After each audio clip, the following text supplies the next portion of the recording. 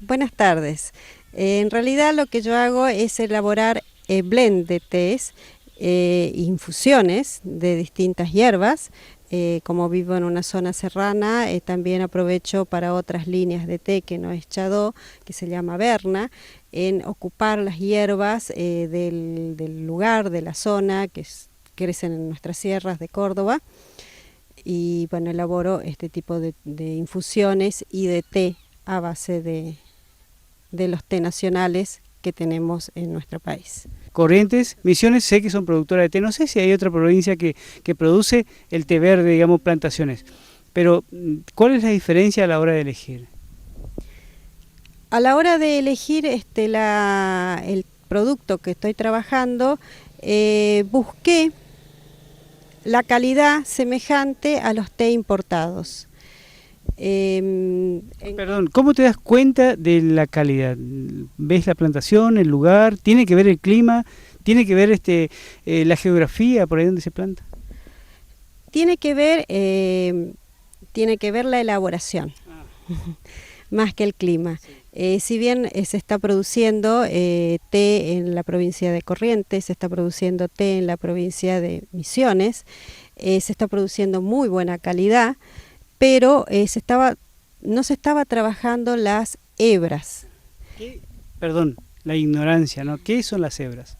Las hebras depende de la calidad con que se cosecha el té, que va a variar de acuerdo a como los vinos, al clima que tuvo ese año y al proceso que se le dé a la hebra posteriormente. Si es un proceso manual, o es un proceso mecánico. De acuerdo a eso va a variar el sabor, va a variar el aroma, va a variar el tipo de té, si va a ser hebra larga, si va a ser enrollado, si va a ser un corte, un broken, que los diferencia de la elaboración del té en saquito, que es otra calidad, es otra hoja que se ocupa del té. No son ya los brotes o las 3 primeras hojas del brote, que son las de mejor calidad y las que más caro se pagan en el mundo. Susana, ¿hay alguna diferencia en cuanto a la cosecha? Porque vemos que hay lugares que cosechan con máquina. ¿Se usa solamente máquina o tiene que ver la diferencia en lo manual? Por ahí de repente, ¿hace eso la calidad del té?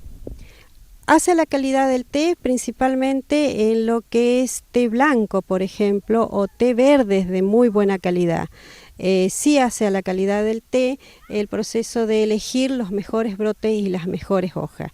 Igualmente ya se está haciendo en forma mecánica, en donde después de la cosecha y después del secado, en donde se hace el tamizado, se obtienen estas hojas de mejores calidades, que es lo que le da la característica a las hebras o el tipo de té, cómo se lo va a vender posteriormente de acuerdo a qué calidad queda en cada tamiz.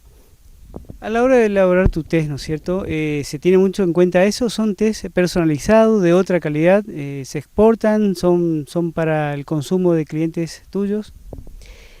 Cuando elaboro un té, he tenido té personalizados, sí, que me han pedido particularmente, de acuerdo a un determinado tipo de gusto, que querían té de rosella o con algo de roibo o con rosa mosqueta, y he elaborado té líneas para casas de té o otras marcas que van eligiendo distintos tipos de variedades, tratando de tener algo importado, algo nacional, algo de muy buena calidad y algo de calidad media.